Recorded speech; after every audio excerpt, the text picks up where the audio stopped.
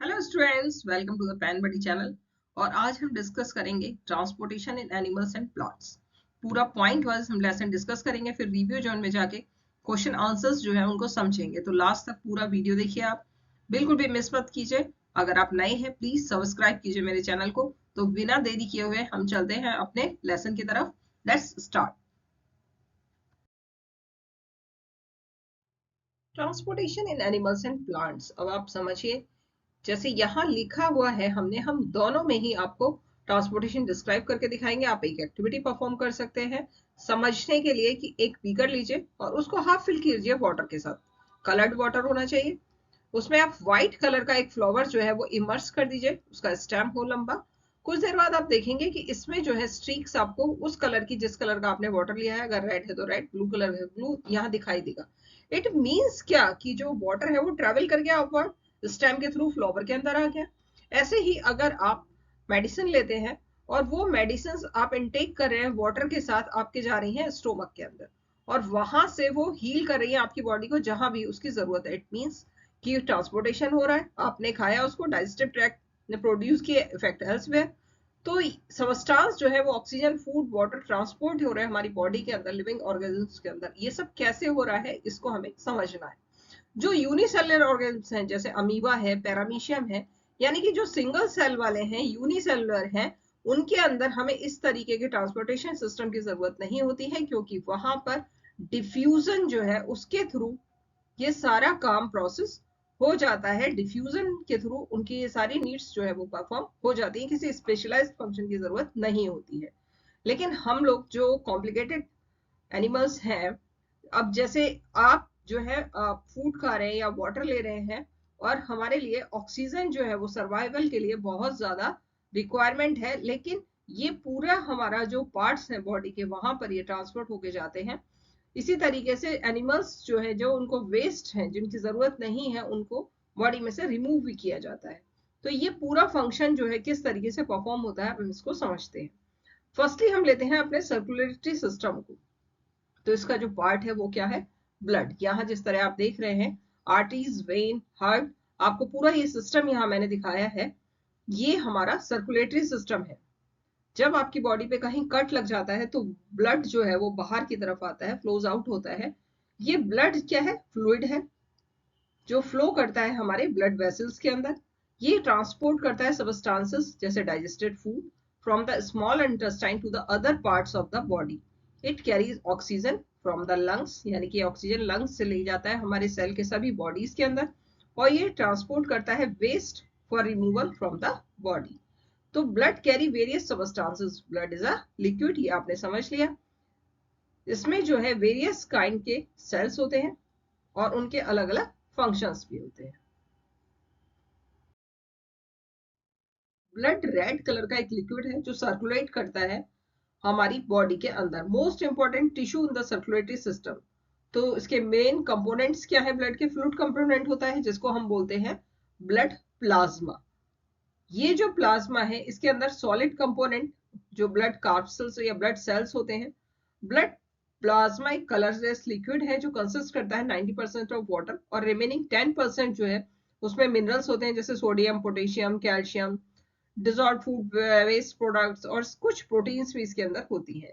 ये कैरी करता है वाटर और डिजॉल्व सबस्टांसेस एक हिस्से से शरीर के दूसरे हिस्से में। और बाकी हमारे जो ब्लड है उसमें दो तरीके के ब्लड सेल्स होते हैं हमारे सेल के अंदर। एक होते हैं हमारे आरबीसीज और दूसरे हैं डब्ल्यूबीसीज। ये जो आरबीसीज हैं इनका काम है ऑक्सीजन की सप्लाई करना। ये ऑक्सीजन को हर सेल तक बॉडी के सप्लाई करते हैं। बिना आरबीसीज के ऑक्सीजन की सप्लाई करना हर ब्लड सेल में बहुत मुश्किल हो जाएगा। इसमें एक रेड कलर का पिगमेंट पाया जाता है आरबीसीज के अंदर, जिसको कहते हैं हम हीमोग्लोबिन। ये हीमोग्लोबिन की वजह से ही इसका जो रंग है वो लाल होता है, हीमोग्लोबिन रेड कलर का होता है, और इसीलिए इस पिगमेंट के कलर की वजह से ही ब्लड रेड कलर का हमको दिखाई देता है।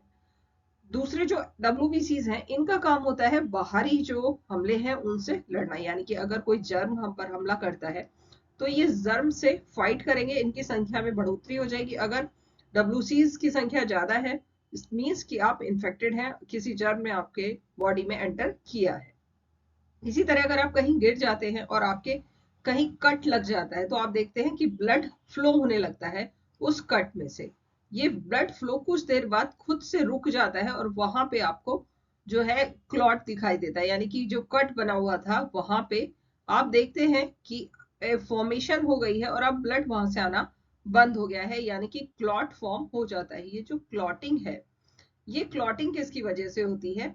तो ये क्लॉटिंग हमारी जो अब आपका खून है अब नहीं बहेगा, क्योंकि वहां आपके क्या हो गया है, क्लॉट हो गया है। ये फॉर्मेशन आपकी होती है प्लेटलेट्स की वजह से, इसको हम कहते हैं प्लेटलेट्स।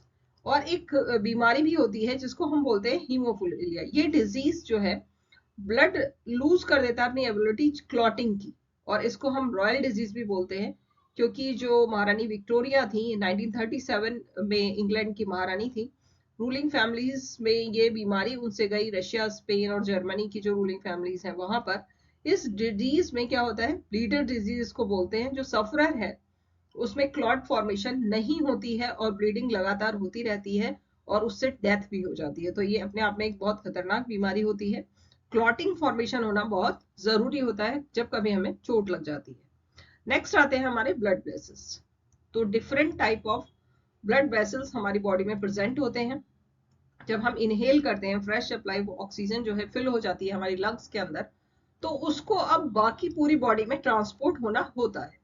अब ब्लड क्या करेगा, वेस्ट मटेरियल्स को पिक करेगा जिसमें कार्बन डाइऑक्साइड भी होगी हर सेल से, और ये ब्लड जो है वापस हार्ट में ट्रांसपोर्ट होगा और लंग्स में जाएगा, वहां से वहां रिमूवल होगा कार्बन डाइऑक्साइड का उसमें, और वापस ऑक्सीजन फिल होगी। तो दो तरीके के हमारे वेसल्स हैं, आर्टरीज और वेन्स। जैसे यहाँ मैंने आपको शो किया है डायग्राम में, एक होते हैं आर्टरीज, दूसरे होते हैं वेन्स। आर्टरीज जो है ये रेड कलर का आपको दिखाया है इसी वजह से कि ये ऑक्सीजन रिच ब्लड जो है वो सप्लाई करते हैं। ये जो है वापस कार्बन डाइऑक्साइड वाला जो ब्लड है वापस लेके आते हैं और हार्ट तक पहुंचाते हैं वेन्स। तो ब्लड जो है रैपिडली फ्लो होता है हाई प्रेशर से, इसीलिए आर्टरीज आप यहाँ देख रहे हैं थिक होते हैं, इलास्टिक वॉल्स होते हैं इनके। हम एक एक्टिविटी भी परफॉर्म करके देख सकते हैं कि आप अपनी जो मिडिल फिंगर्स हैं इसी तरीके से यहाँ अपने राइट हैंड पर रखिए। आप एक मूवमेंट जो है वो महसूस करेंगे, आपको पल्स महसूस होगी। इट मींस कि आपका ब्लड जो है वो आर्टरीज के अंदर फ्लो कर रहा है। आप नंबर ऑफ काउंट कीजिए कि कितने पल्स आपको महसूस हो रहे हैं। तो ये है हमारे बीट्स पर मिनट, यानी कि पल्स रेट। एक रेस्टिंग पर्सन जो है उसका जो पल्स रेट है वो 72 से 80 पर मिनट तक होता है। आप अपनी बॉडी का फील कीजिए पल्स रेट ज्यादा है या कम है, और रिकॉर्ड कीजिए पर मिनट। आप अपने क्लासमेट्स के साथ भी ये एक्टिविटी परफॉर्म कर सकते हैं। आपने जो भी वैल्यूज कलेक्ट की हैं अपने फ्रेंड्स के साथ, उनको आप इस टेबल के अंदर, जो पल्स रेट टेबल यहाँ बनी हुई है, उसमें इंसर्ट कीजिए उनके नाम और पल्स रेट, और देखिए क्या वो रनिंग कर रहे थे या शांत बैठे हुए थे, अलग अलग एक्टिविटीज अगर कुछ परफॉर्म कर रहे थे तब उनकी पल्स रेट क्या है। इस तरीके का आप एक एक्टिविटी परफॉर्म कर सकते हैं। नेक्स्ट हमारे आते हैं वेन्स। तो वेन्स जो वेसल्स हैं, कार्बन डाइऑक्साइड रिच ब्लड पूरी बॉडी के सारे सेल्स में से वापस हार्ट में लेकर आते हैं। आपको पता है जो रेस्पिरेशन का प्रोसेस है वो सिर्फ ऐसा नहीं है कि आप रेस्पायर कर रहे हैं, लंग्स में गया आपका ऑक्सीजन और कार्बन डाइऑक्साइड रिलीज हो गया, आपके सारे सेल्स रेस्पायर करते हैं। हर सेल के लेवल पर रेस्पिरेशन होता है और वहां पर भी ऑक्सीजन यूज होती है और कार्बन डाइऑक्साइड रिलीज होती है। तो ब्लड वहां लेकर जाता है ऑक्सीजन और वापस कार्बन डाइऑक्साइड वहां से हार्ट तक लेकर आ रहा है, वेन्स से वो आ रहे हैं। तो the veins have thin walls, उनकी पतली वॉल्स होती हैं और उनके अंदर वाल्व्स प्रेजेंट होते हैं जिससे कि बैक फ्लो ना हो, एक ही साइड में जो है टुवर्ड्स द हार्ट फ्लो हो ब्लड का। तो ये डिफरेंस होता है वेन्स और आर्टरीज में। आर्टरीज क्या करते हैं, ऑक्सीजन रिच ब्लड, यहाँ मैंने आपको पूरा डिनोट किया, देखिए रेड से शो किया है, ये ब्लू से शो किया है। आर्टरीज ऑक्सीजन रिच ब्लड आपके हार्ट से सेल्स तक पहुंचाते हैं पूरी बॉडी में, और वेन्स क्या करते हैं, कार्बन डाइऑक्साइड रिच ब्लड को वापस आपके हार्ट तक पहुंचाते हैं, जिससे उसमें से कार्बन डाइऑक्साइड वापस लंग्स में ले जाके निकाला जा सके और ऑक्सीजन फिल की जा सके।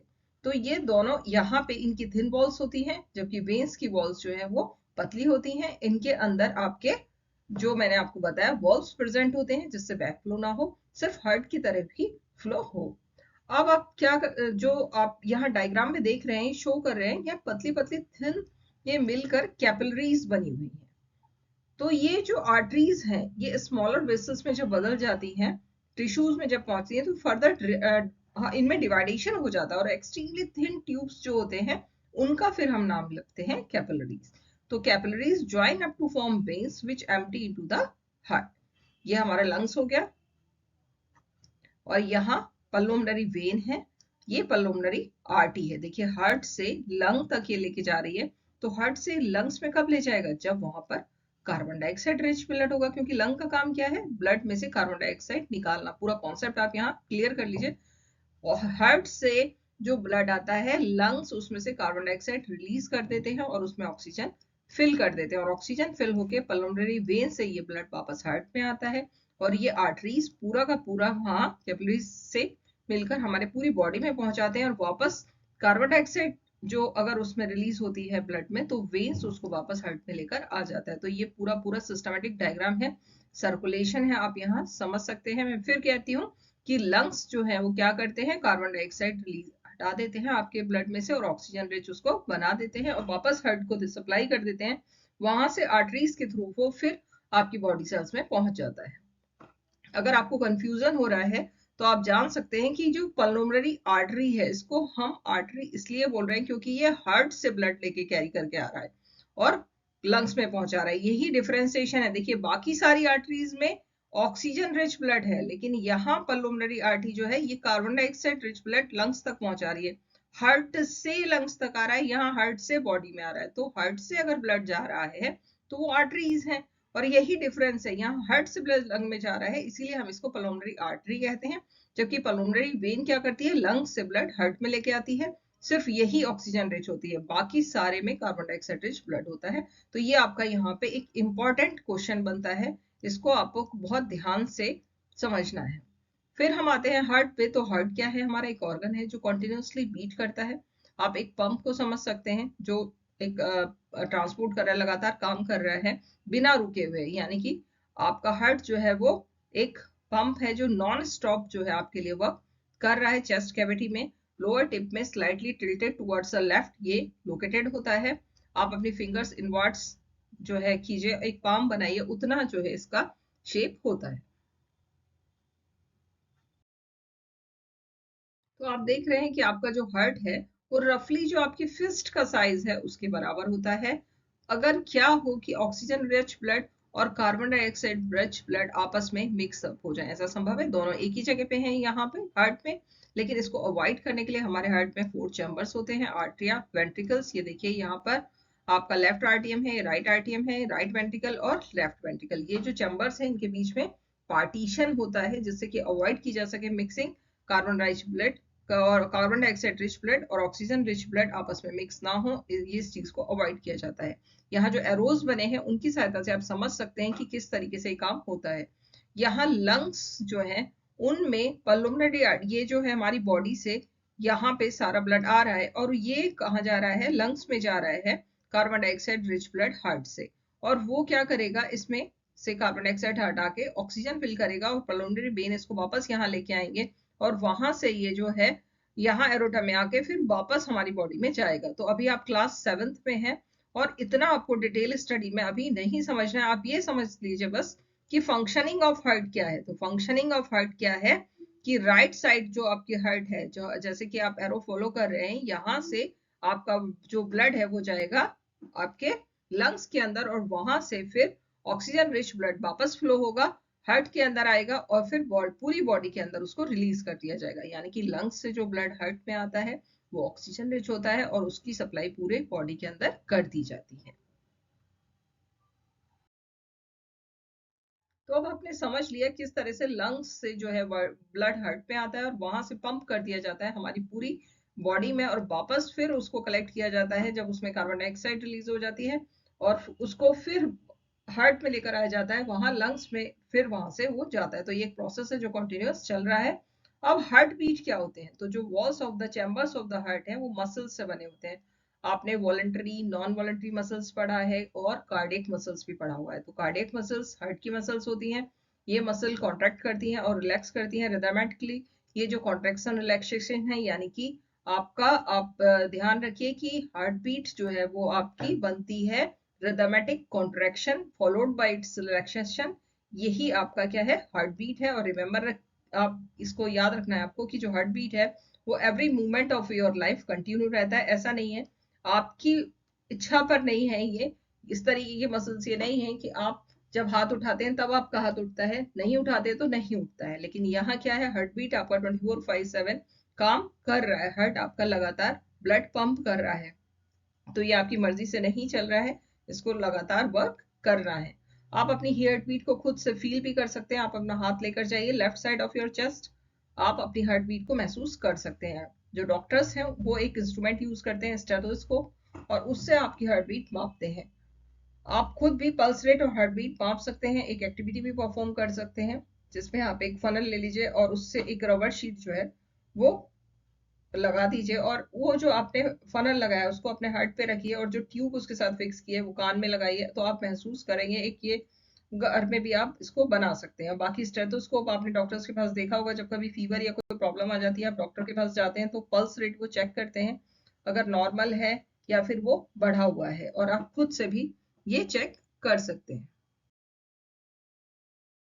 तो इस तरीके से आप पूरी एक्टिविटी परफॉर्म कर सकते हैं। हार्ट बीट और पल्स रेट जो है, रिदमेटिक बीटिंग है जो आपके चैम्बर्स की, वो आप उसकी एक टेबल बनाकर देख सकते हैं।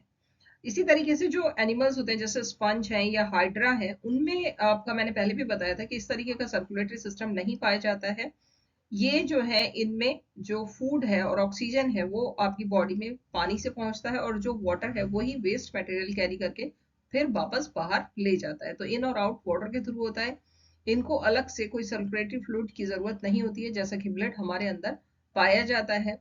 और बाकी एक्सक्रीशन एनिमल्स में कैसा होता है हम उसको समझ लेते हैं। तो कार्बन डाइऑक्साइड रिमूव होती है as a waste from the body through the lungs during exhalation, यानी कि हम जब सांस बाहर छोड़ते हैं तो कार्बन डाइऑक्साइड जो है हम रिलीज करते हैं, और वो एक तरीके का हमारा एक्सक्रीशन है, बाहर जो रिमूव कर दिया हमको। रिकॉल कीजिए कि जो अनडाइजेस्टेड फूड है वो भी इजेशन के थ्रू हम रिमूव करते हैं।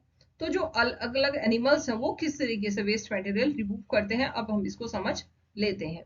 जैसे अमीनो ग्रुप के ये एनिमल्स हैं, जैसे फिश है आपकी, जो aquatic एनिमल्स हैं, जैसे कि फिश, तो वो रिलीज करते हैं अमोनिया, डायरेक्टली पानी के अंदर वो अमोनिया रिलीज कर देते हैं।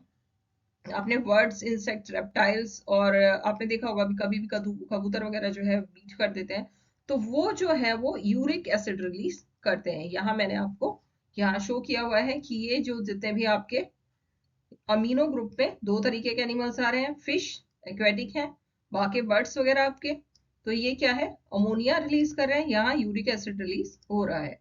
जबकि जो मैमल्स हैं और एम्फीबियंस हैं और स्नेक्स हैं और अलग बोनी फिश वगैरह जो हैं वो रिलीज करते हैं एक्सक्रीशन यूरिया का। तो इस तरीके से हम इस टेबल के थ्रू ये समझ सकते हैं कि किस तरीके से एक्रीशन हो रहा है। हमारे जो सेल्स हैं वो बहुत सारे फंक्शंस जो है परफॉर्म करते हैं, और उसमें वेस्ट प्रोडक्ट्स जो है, अलग अलग टाइप के वेस्ट प्रोडक्ट्स रिलीज होते हैं। ये टॉक्सिक होते हैं और इनको बॉडी से बाहर हमको रिमूव करना होता है। तो रिमूवल ऑफ वेस्ट का जो प्रोसेस है लिविंग ऑर्गेनिज्म के अंदर, उन्हीं को हम बोलते हैं excretion. The parts involved in excretion forms the excretory system, और जो जो इस सिस्टम में इन्वॉल्व होते हैं पार्ट्स, उन सबको मिला के हमारा बनता है एक्सक्रीटरी सिस्टम। ह्यूमंस में जो वेस्ट है जो प्रेजेंट होता है ब्लड में, वो हमारी बॉडी से रिमूव कर दिया जाता है, और उसमें जो मैकेनिज्म लगता है उसको हम कहते हैं कि हमारी बॉडी से जो ब्लड है वो किडनीज जो है वो फिल्टर आउट कर रही हैं और वेस्ट को बाहर निकाल रही हैं। तो जो ब्लड कैपिलरीज हैं आपकी किडनी की, जब ब्लड जो है उन दो किडनीज के अंदर पहुंचता है तो उसमें यूजफुल और हार्मफुल दोनों तरीके के सबस्टांसेस होते हैं। यूजफुल सबस्टांसेस को ब्लड में से वापस एब्जॉर्ब कर लिया जाता है और बॉडी में रिलीज कर दिया जाता है, जबकि जो वेस्ट है वापस उसको ब्लड में छोड़ दिया जाता है। जबकि जो वेस्ट डिजॉल्व होते हैं वाटर, उसको रिमूव कर दिया जाता है एज यूरिन। तो जो किडनीज है हमारी वो यूरिन फॉर्म कर रही हैं और उसको यूरिनरी ब्लैडर में भेज रही हैं।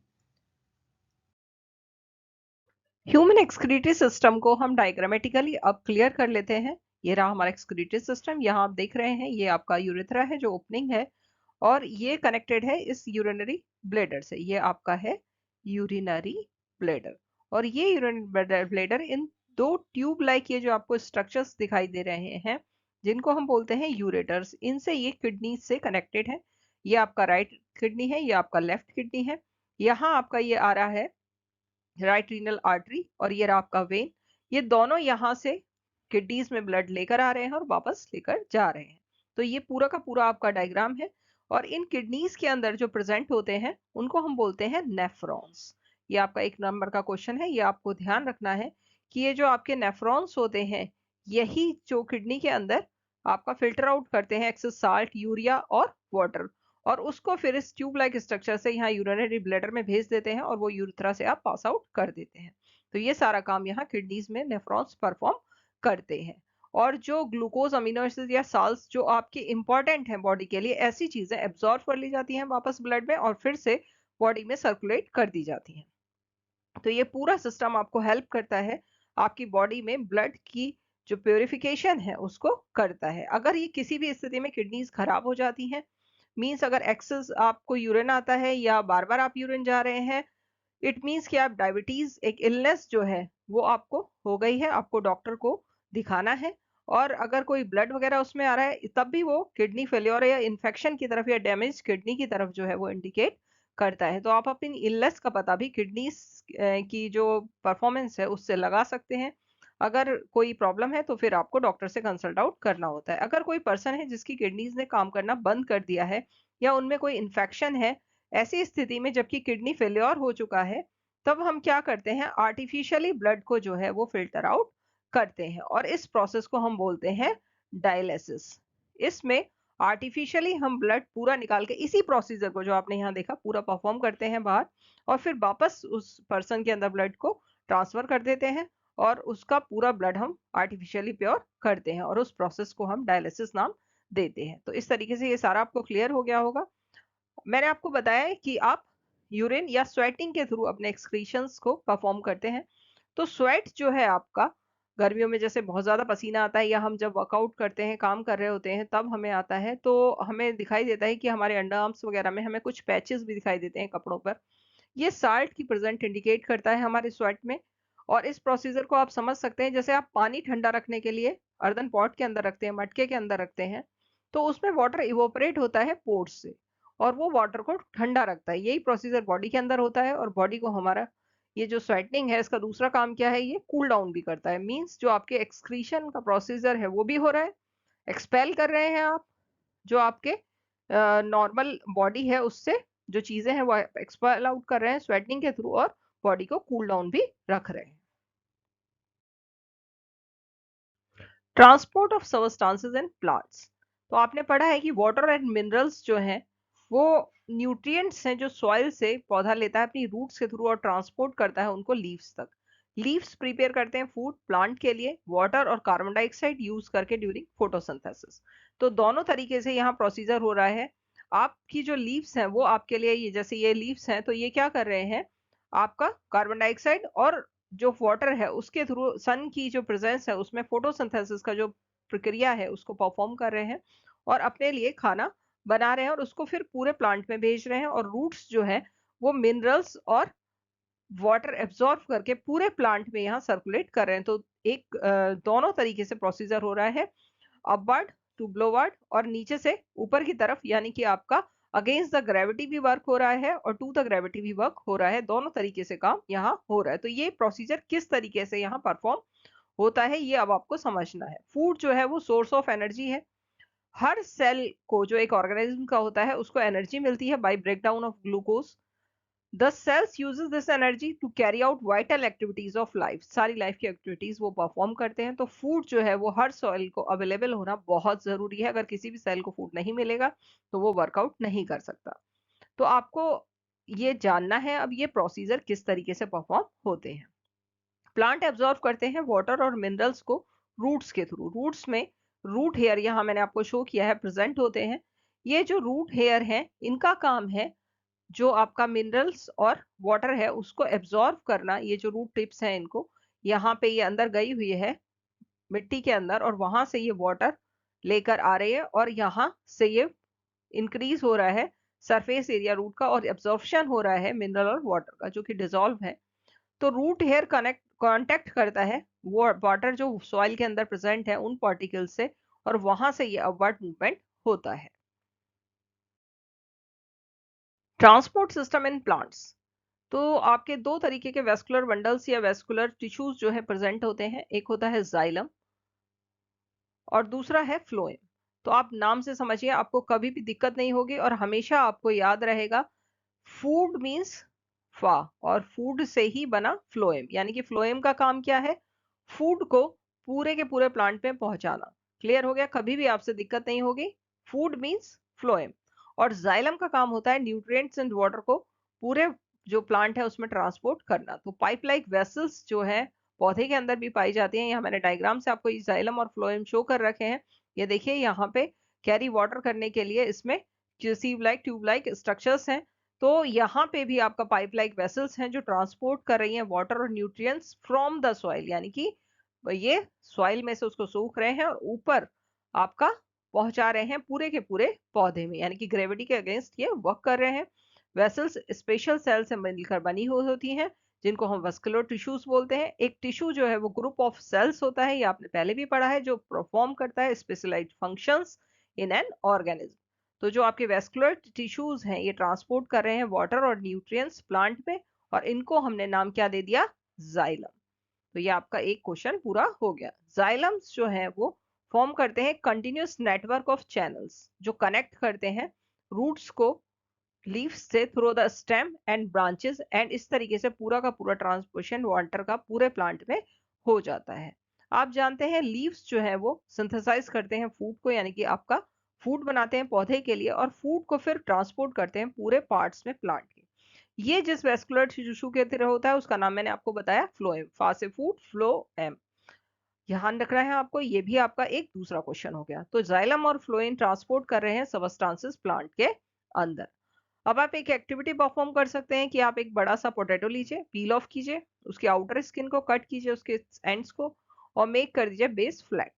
अब आप उसके अंदर डीप हॉलो कैविटी बनाइए, अपोजिट साइड में फिल कीजिए half of the cavity with sugar solution और मार्क कर दीजिए level by inserting A pin in the wall of the potato, इस तरीके से जैसा यहाँ पे आपको शो करके दिखाया गया है। Put the potato into a dish containing a small amount of water, थोड़ा सा एक डिश में वाटर डालिए और उसमें उसको रख दीजिए। Make sure the level of water is below the level of the pin, allow the apparatus to stand for a few hours, ये जो आपने अरेंजमेंट किया कुछ घंटों के लिए इसे आप छोड़ दीजिए। अब आप फाइंड करेंगे कि इंक्रीज हो गया लेवल ऑफ शुगर सॉल्यूशन में, तो वाटर जो है वो किस तरीके से गेट इनसाइड हुआ potato. For every short distances water can move from one cell to another, in the same way water reaches xylem vessels of the root from the soil. ये आप एक्टिविटी पूरा का पूरा ट्रांसपोर्टेशन किस तरीके से हुआ है परफॉर्म करके देख सकते हैं। आपका जो शुगर लेवल का जो इंक्रीज हुआ है वो किस तरीके से हुआ है उसको आप इससे खुद करके समझ सकते हैं। अब एक प्रोसेस है ट्रांसपिरेशन, वो और क्लियर कर लीजिए कि जो पौधे हैं वो एब्जॉर्ब कर रहे हैं मिनरल और nutrients water from the soil.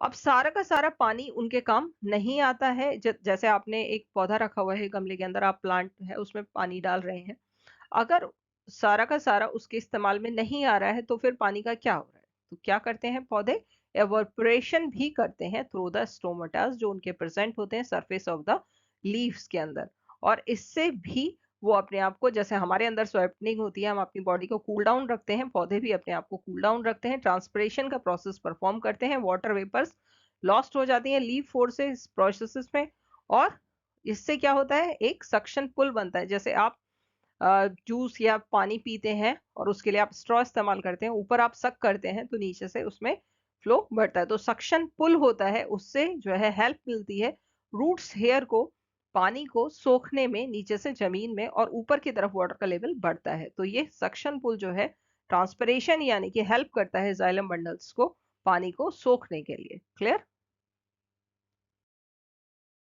I hope पूरा लेसन आपको क्लियर हो गया होगा। हमने पूरा लेसन कंप्लीट आउट कर लिया है और अब हम क्वेश्चंस को भी समझ लेते हैं।